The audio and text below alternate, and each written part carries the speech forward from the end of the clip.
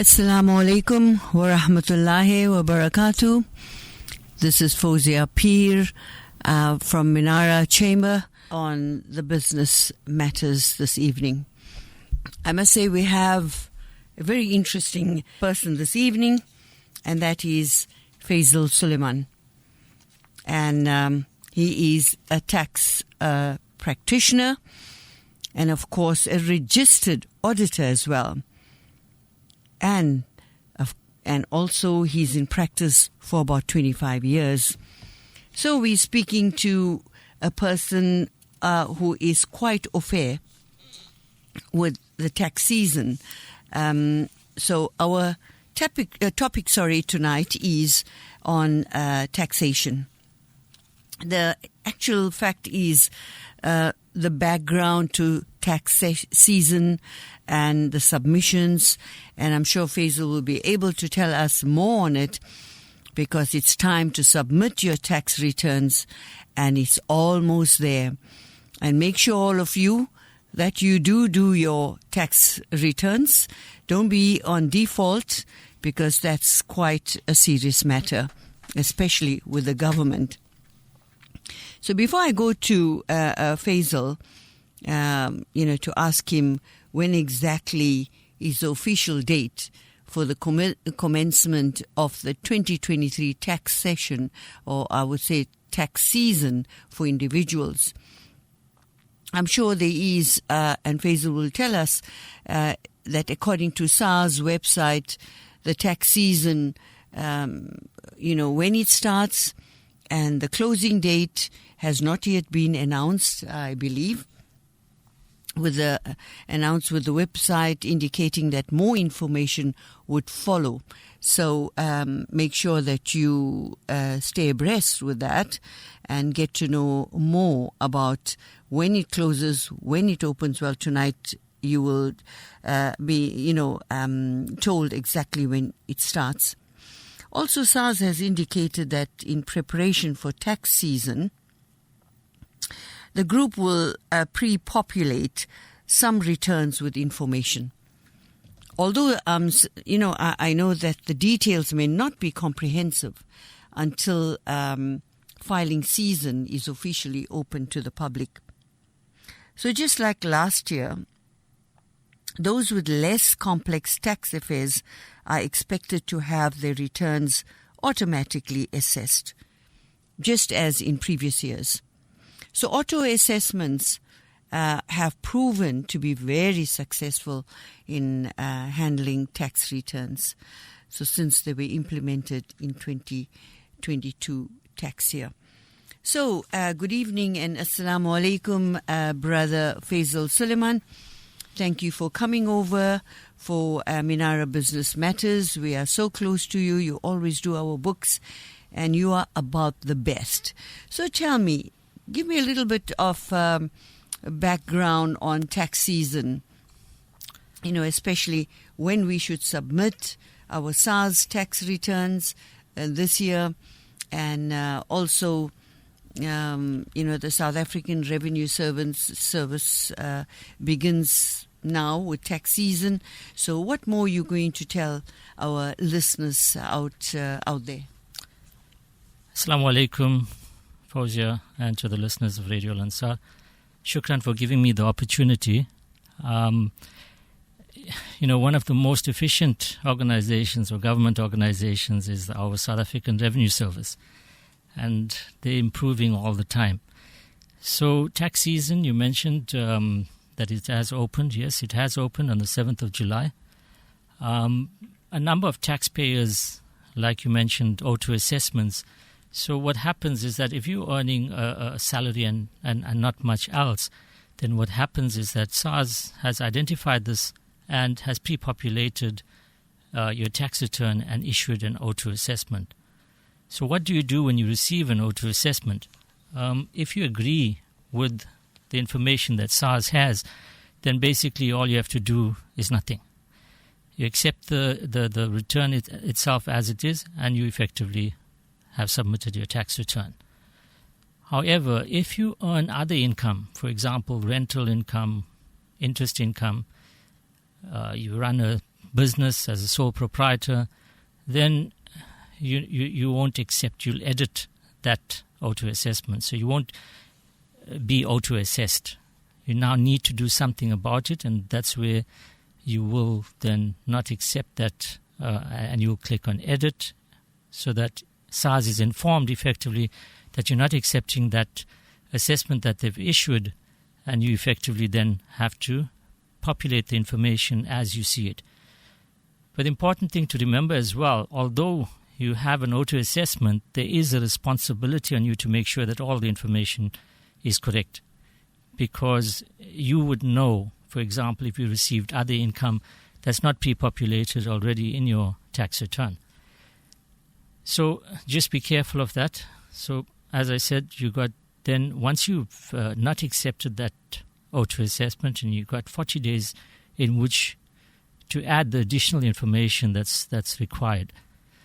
So if you're running a business or if you've got rental income, then you need to put all of that information, capture that onto SARS.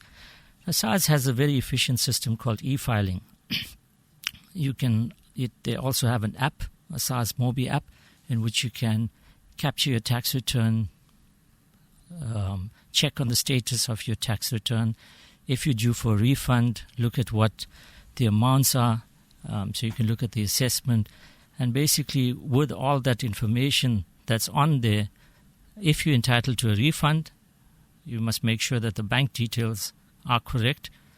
You don't want your money going into someone else's account. So that's basically the auto assessments. Now, you mentioned the closing date. If you're a normal taxpayer, the closing date for your tax return is the 23rd of October this year.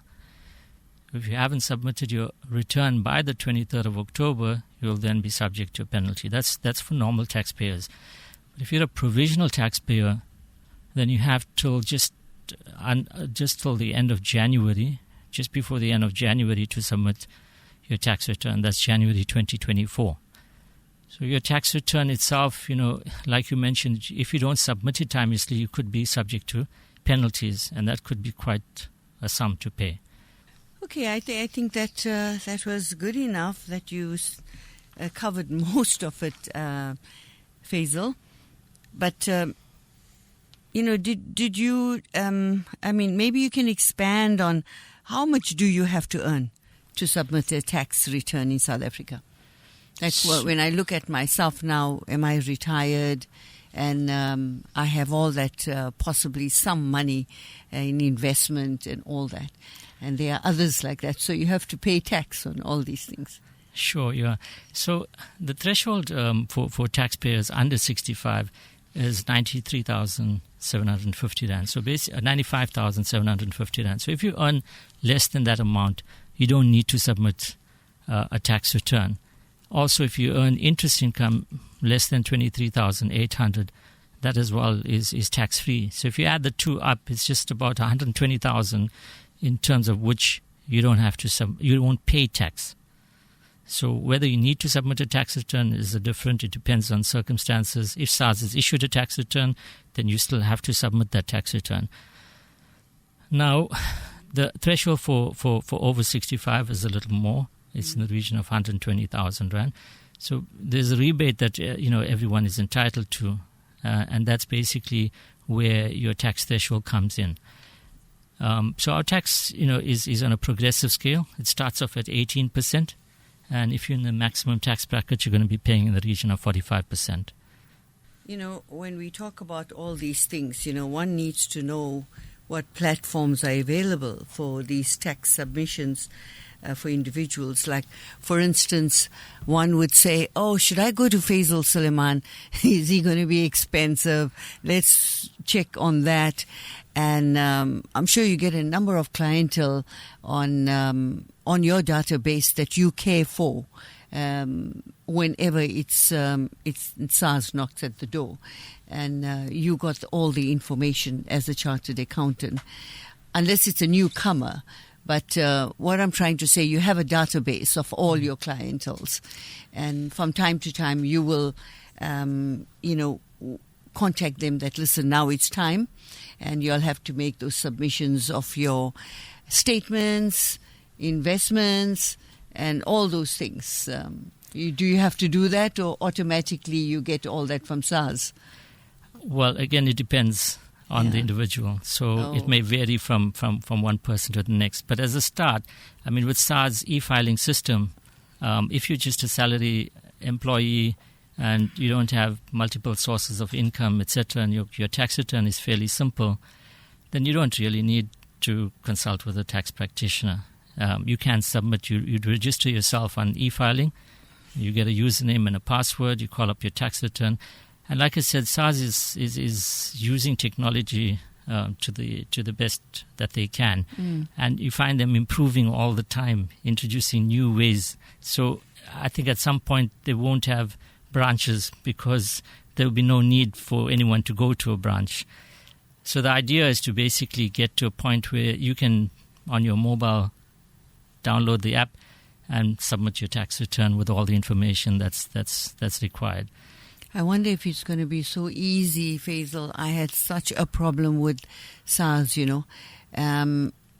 someone hacked into my account, and I just couldn't get into SARS at all. I couldn't get any information, and they could never tell. You can phone them the whole day for a million days, but they wouldn't answer. And even if they answer, they put you through to some odd number, and no response from there.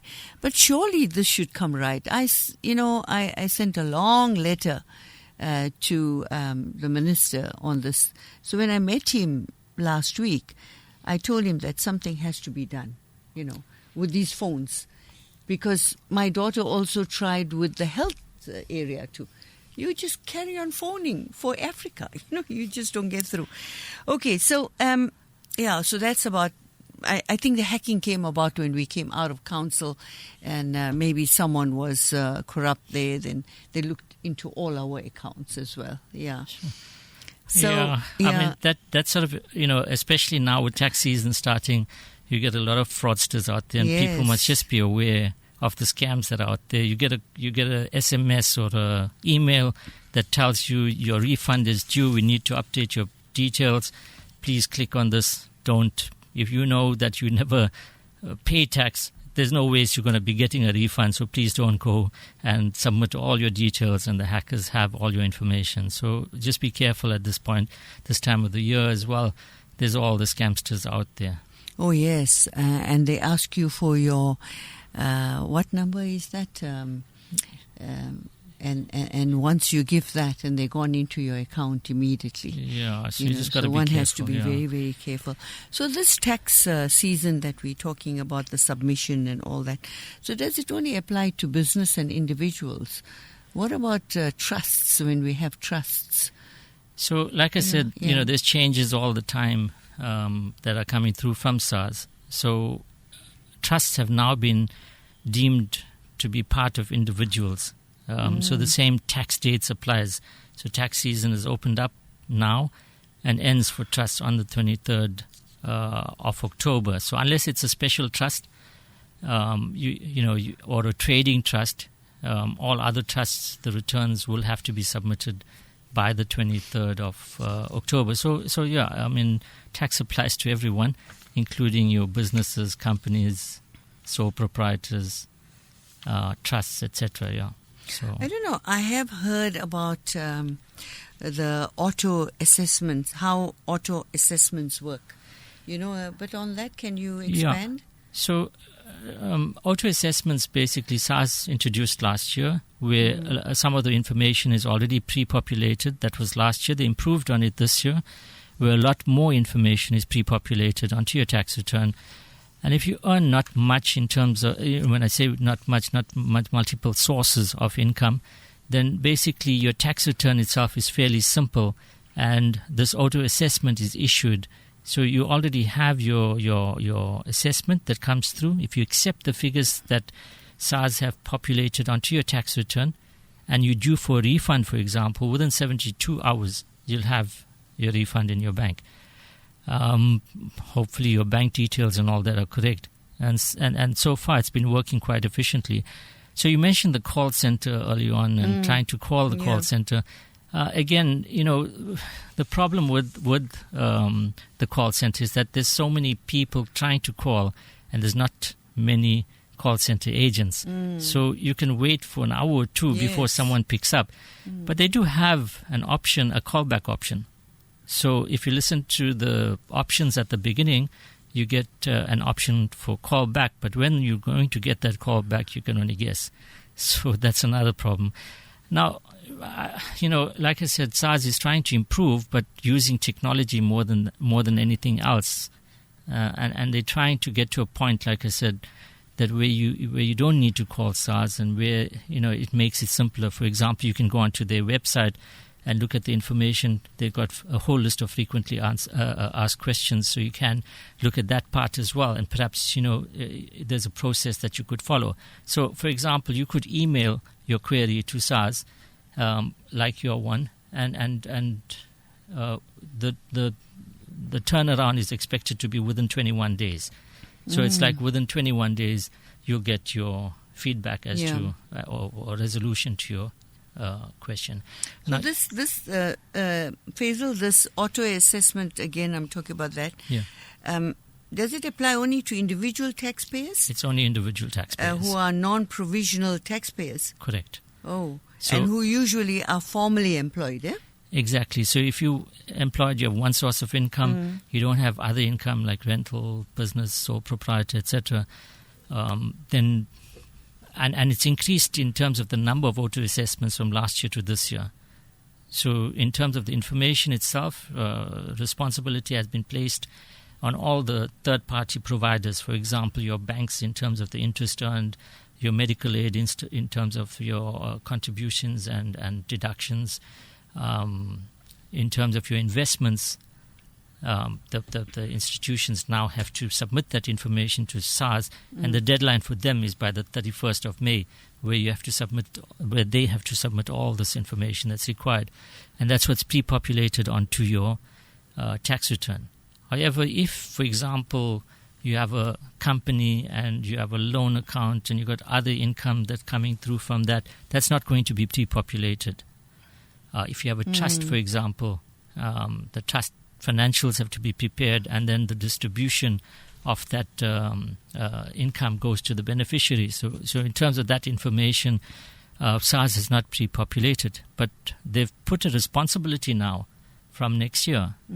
By 31st of May, if you have a trust and you're a beneficiary of that trust and you're getting income, then that income must be submitted to SARS.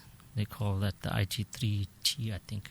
But yeah, you've got to submit. So they're keeping an eye on everything. Everything. So what happens in the event that the taxpayer is not too happy, not satisfied with the assessment outcomes, of what SARS had decided on the payment? It was inaccurate information. They're not happy. And what must that person do then? So if it's an auto assessment, you don't accept that assessment. Yeah, auto assessment. You then basically submit the correct information that you think, with the supporting documents, and then a correct assessment will thereafter be issued. That's on auto assessments. But let's say SARS raised an assessment and you're not happy with it. Once an assessment is raised, the only thing that you can do is dispute it. So you would object to it. You'd have to submit an objection.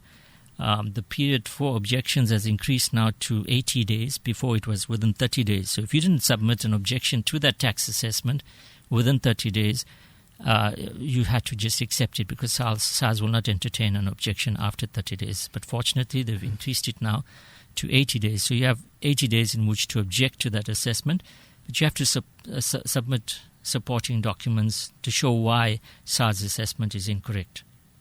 I thought I read somewhere that if the information is inaccurate, one has to submit a revised tax return to SARS, like you said, but within 40 business days from the days of the auto assessment notification. Correct. So when you've seen the assessment, the auto assessment, and you can see that the information is not correct, for example, there's income that's not included in there, and it's your responsibility to make sure that that information that SARS has populated is correct. and you don't agree with it, so then basically you're going to amend that return. So an assessment is not issued then at that point. So there wouldn't be an assessment. You'll amend all the information, correct it, and then submit the return, like you mentioned, within 40 business days.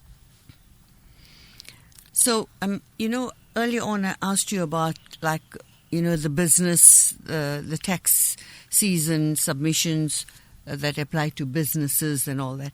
So, that procedure, does it differ from small businesses and larger businesses? Is there any difference in the way it's assessed, or small businesses don't pay at all? It depends. Yeah. So it depends on the structure. So you start off, you got your sole proprietor. Your sole proprietor is taxed in the same basis as an individual. So your tax rate range from 18% to 45%. Then you have a PTY or a closed corporation, and that's an incorporated entity. So basically, your tax rate has been reduced now to 27%. So you need to prepare financial statements for that, and you're taxed on the net taxable profit of that business at the rate of 27%. If you got assessed losses brought forward from the previous year, SARS is now only accepting 80% of that assessed loss to be deducted against your taxable profit. So if you made 100,000 Rand profit, of that 100,000 Rand you had, let's say, 90,000 assessed loss brought forward, you're only allowed to set off 80,000 Rand against that 100,000 income, and you'll be taxed at 27% on that 20,000 Rand. So now there's a lot more to it as well. So you got what's classified as a small business corporation. Now, a small business corporation is one that has turnover of less than 20 million per annum. Your tax rate is a variable tax rate that's much more favorable compared to your normal taxable. So on the small business, your first 95,750 Rand will not be taxable. Thereafter, from that 95,750 to 365,000, you pay at 7%. Between 365 and 550,000, you'd pay at 21%, and thereafter at 27%, which is the normal tax rate. So quite a few incentives in terms of business that's come in or that's been there, and lots of small businesses have taken advantage of this opportunity that SARS has provided. So as a small business earning less than 20 million turnover, you get all of these tax benefits. Oh, thank you. I think, Faisal, you have covered nearly everything, and people will have to be quite aware of this SARS and don't default. What you're going to finally tell us? Is there any more you would like to enlighten us? Yeah, I mean, with the budget this year, there was an announcement in terms of load shedding and the solar installation that the incentive that you're entitled to. So for individuals, basically 25% or a maximum of 15,000 Rand is being offered as an incentive for you to install solar. But one of the challenges is that it's only the solar panels at this point. I think with the amendments that will be announced soon, hopefully they've taken into account the fact that the solar panels are useless without an inverter. Oh. So, hopefully that amendment will come through and it'll include the inverter. But yeah, it's a good incentive on the one hand, but then we have the municipalities who are saying, well, if you put solar and an inverter, we're going to charge you a fee. So anything to make money out of us. Give with one hand and take with the other. Yeah, so that's one of the things that have come through on the budget. But like that, I mean, you must look at your tax affairs. There's lots of things that you have to take into account for your personal taxes in terms of estate planning. Death and taxes are the two things that you're short of. So in terms of estate planning, when you die, your estate valued at more than 3.5 million, you're going to be paying, your heirs are going to be paying 20% of the amount above 3.5 million up to 25 million. So you're going to be paying even after you die. Sure. So even if you collect money, I think now the new trend is most parents are educating their children professionally, and to make sure that, one doesn't have to really leave those banknotes for them, and maybe a little bit of investment. But I think educate our children so that they are able to be independent than to rely on parental dependencies. I don't know how you feel about that. I think more than anything else, it's not just professional. I think any business or and we look at the successes of this world, Richard Branson, whoever. They are businessmen. They're all businessmen. But you are a professional, Faisal. I am. One would think that first one I'm would a want to. One would like to follow your footsteps. That here you are a good, astute professional, and a taxman, and forever tax is collected, so they will always come to you, and auditors are always needed, no matter what. True. Don't you think it's a good profession? Because I'm most one of the few. Our girls who have done accounting, they're going overseas now, and they just readily get jobs. It's amazing. Yeah, one of the benefits of South African Chartered Accountant. Absolutely. We are sought after, and one of the sort of best in the world. One of the best, yes. But yeah, things are changing. Registered auditors are getting fewer and fewer. We've dropped from 3,500 2 years ago to 2,700 now. Yeah. So there's a lot of opportunity for those that are willing to become registered auditors as well. So absolutely. And specialization is becoming the trend now. So you can become a tax specialist, you can become an auditor. There's too many specifics that one can specialize on. So I think we must try to propel those ideas onto our children, that no matter what, they must make sure that they are professionals in the future.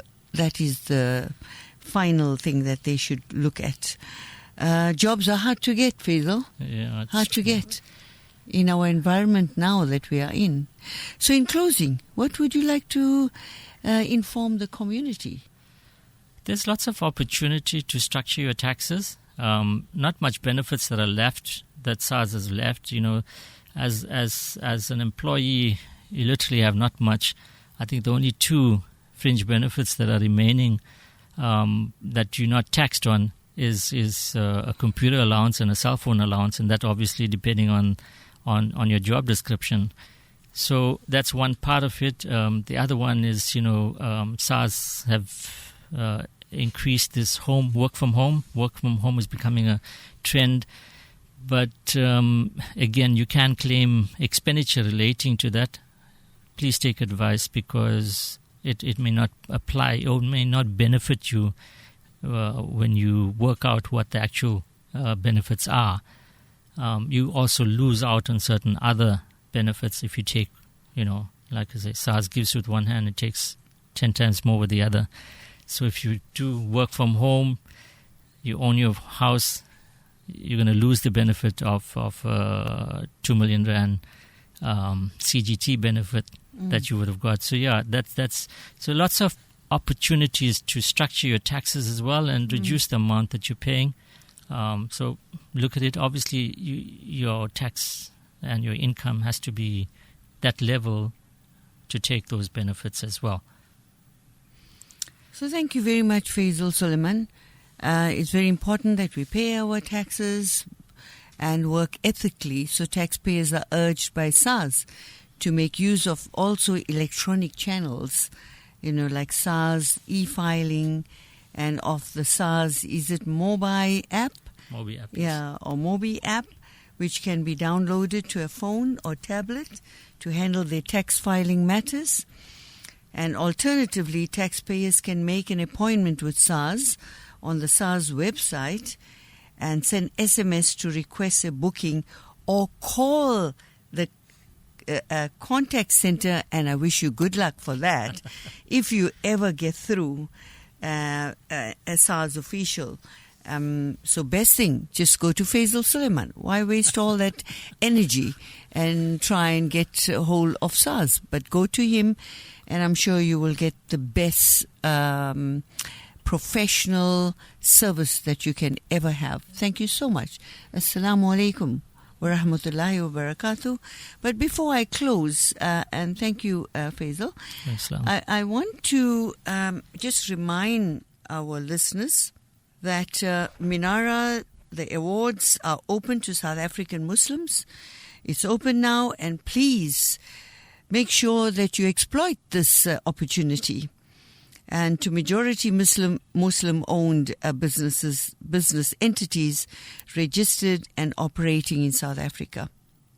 Also remember, nominations is free and no fee is payable for any nomination. People keep asking that question, so you don't have to pay any fee. And any person can nominate himself. You can nominate yourself or herself or his or her entity, or you can be nominated by any other person or organization at any of the categories. So the nominator, ladies and gentlemen out there, must confirm the nomination, and the nominee must confirm acceptance of the nomination by appending their respective signatures to the nomination form. And I think that is generally in every nomination structure, that you have to finally sign the form in simple. So a person or entity may only be nominated in a single category and not in multiple categories. Incomplete and unsigned nomination forms will not be accepted. At the last awards night, some of them did query that we didn't get any feedback or something of that sort. But you won't if you haven't filled the form in the best way possible, as regulated, from the outset. So individuals in any addition to any other supporting information, all information forms must be accompanied by a copy of your South African identity document. Make sure that is done, and a personal profile or your CV. Now, for business entities, supporting documents must include the official registration documents, and a company profile, of course. And nominations will only be accepted in respect of business entities and are engaged in Islamically permissible activities. The nominee should not have received an award previously from the Minara Chamber since the inception of the awards in the previous 7 years. So the nominee agrees to provide any additional information and to be interviewed, if requested, in support of the nomination. So also nominees consent to their names and images being used by Minara for marketing purposes, and no fee shall accrue for the nominee for such use. Such things you must understand properly. And also remember, the directors and the staff of the Minara Chamber and the immediate family members are not eligible for nomination. So nominations will be adjudicated by an adjudication panel appointed by the Minara Chamber of Commerce, which has already been done. And the decision of the adjudication panel shall be final, and no correspondence will be entered into. Winners will be announced at the Minara Recognition Award Dinner, which all of you will attend. And from time to time, when you do attend and you see how respective people get awarded, and it kind of brings about that feeling that I wish I would be there, or I want to nominate, or I want to nominate myself. People come to us all the time, but when we tell them to nominate themselves, they're not doing that. So please, nominations can be hand-delivered or couriered to the Minara Chamber offices. Nominations can also be submitted via email to kzn@minara.org.za or gtn@minara.org.za. So we had the closing date, Faisal, on the 31st of July. I have to just check on that, whether it's still the 31st of July, and I'm sure it is still the 31st of July. Our categories are Business of the Year, Business Person of the Year, Business Woman of the Year. Would like one of the best women to make sure that you fill up the form and send it as quickly as possible, please. Young Entrepreneurs of the Year, Professional Achievers of the Year, and Community Builders of the Year. So, ladies and gentlemen out there, please make sure, if you want to know more about this, of course there would be some interviews on Radio Al Ansar and other radio stations, or contact Amina, our administration admin person, to give you full information as to what you should be doing. Thank you very much. Assalamu alaikum. This is Fawzia Peer. Thank you very much for listening in. Radio Al Ansar podcasts.